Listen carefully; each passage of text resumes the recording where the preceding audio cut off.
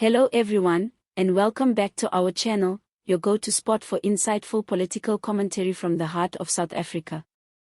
If you're new here, please hit that like button, subscribe, and ring the bell so you don't miss any updates. Plus, leave a comment down below, your voice matters.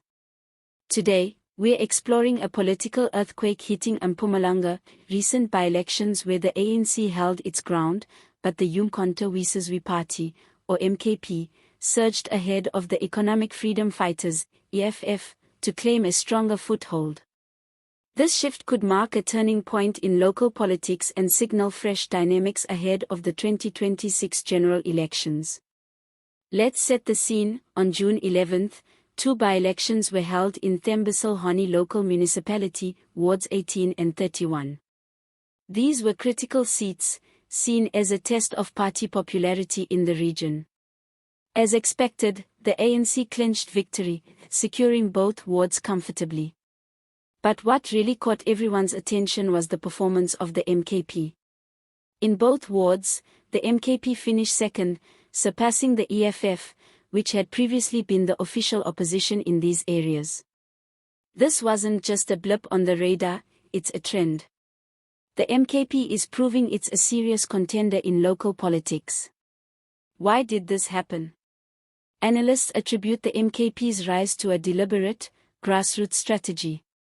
Unlike major parties that rely on broad messages, the MKP focused on specific local concerns, service delivery, job creation, and broken municipal infrastructure. They reached out directly to homeowners and youth, speaking their everyday language and offering practical solutions. People resonated with that. The EFF, on the other hand, stumbled. While their national rhetoric remains strong, their local presence in Mpumalanga has weakened. Residents felt the party was over-focusing on ideological battles, and not enough on fixing potholes or addressing water shortages after midnight. Now, what does this mean for the EFF? Finishing third in both wards is a wake-up call. It suggests waning support at the municipal level, and warns of a potential slide in rural and township areas. The party needs to reassess its approach, from mass mobilizations and protests to more grounded community work. For the ANC, the by-elections were largely reassuring. They retained control, but in an evolving political landscape. Senior party strategists are already sounding the alarm: complacency won't cut it anymore. If local activists and councillors sit on their hands, the MKP could chip away at ANC's rural heartlands. Imagine a scenario where the ANC and MKP form a working alliance in Mpumalanga. Not a merger, but electoral cooperation, work together in targeted wards, share campaigns, discourage vote splitting. That could really shake things up heading into 2026. But what might this mean for the political tension between MKP and EFF?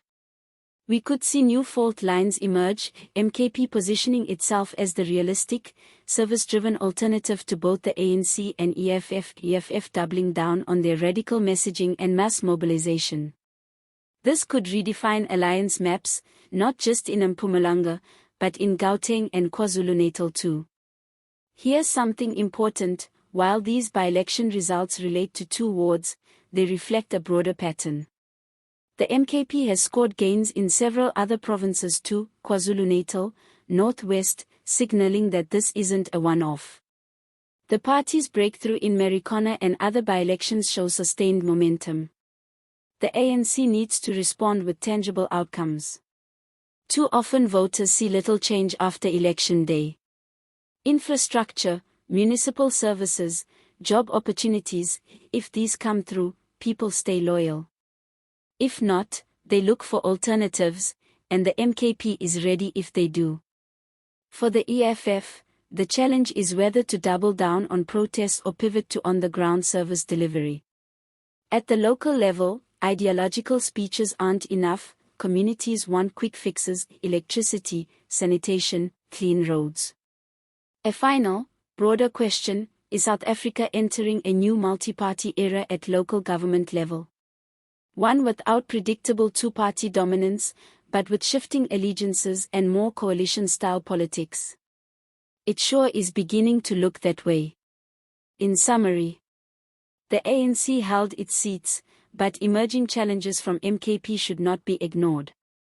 The MKP overtook the EFF in key wards, tapping into voter dissatisfaction and a hunger for community representation.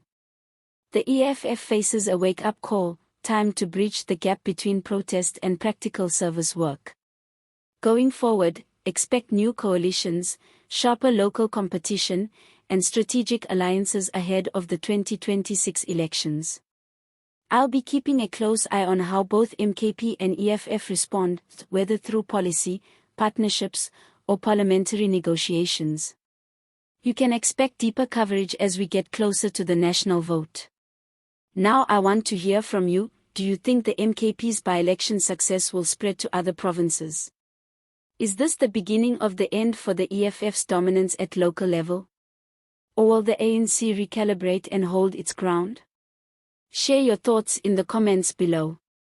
And if you found this video useful, please give it a like, subscribe for more political updates, and hit that notification bell so you never miss our next breakdown.